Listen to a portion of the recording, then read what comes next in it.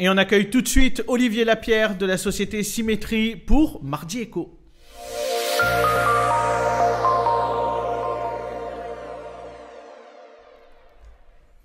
Bonsoir Olivier. Bonsoir Adèle. Merci beaucoup d'être sur le plateau de Bonsoir le Gard. Merci de me recevoir. Avec grand plaisir. Chaque mardi, effectivement, dans Mardi Éco, on reçoit des intervenants de Leader Occitanie. Ce soir, je crois que vous représentez Leader Nîmes, si je ne me trompe pas. Exactement. C'est bien ça. Mais on va quand même dire un mot d'abord sur votre société, la société Symétrie, dont vous êtes le gérant. Pour nous dire un petit mot de quoi il s'agit, même si récemment on en a parlé sur les déclinaisons d'Objectif Gare. Oui, un petit mot. Donc, Symétrie a depuis quelques jours 20 ans et Symétrie développe de la robotique d'ultra haute précision à base d'une technologie qui s'appelle l'hexapod. Donc, j'invite tous vos auditeurs à regarder ce qu'est un hexapod.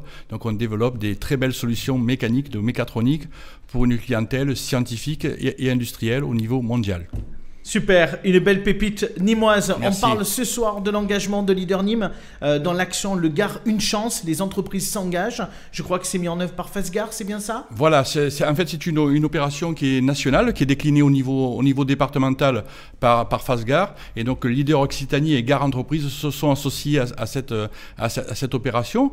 De quoi il s'agit? Il s'agit en fait d'une charte pour que les entreprises s'engagent, je dirais, sur un certain nombre d'engagement, je dirais, pour en particulier accueillir des jeunes des quartiers défavorisés, des jeunes des quartiers difficiles à venir dans nos entreprises. Bien sûr, parce qu'on sait que la vraie problématique aujourd'hui, et encore plus en temps de Covid, puisqu'on parle bien évidemment de ces jeunes des quartiers populaires, on pourrait aussi parler tout simplement des apprentis. Henri Brun pourrait nous en dire un mot également, les grandes difficultés qu'ils rencontrent aujourd'hui, même que pour des stages dans les entreprises. On dit une action également, un mot sur les actions autour du mécénat, d'accès à la culture également? Oui, alors, sur les actions de mécénat, il y a à peu près maintenant 2 ans, on a monté un fonds de mécénat culturel qui a permis de soutenir un certain nombre d'actions, mais on s'est aperçu qu'on voulait aller plus loin et associer les membres de nos équipes à ces opérations. Donc on a monté une opération qui s'appelle le Collab, qui est soutenue par la région Occitanie et Nîmes Métropole.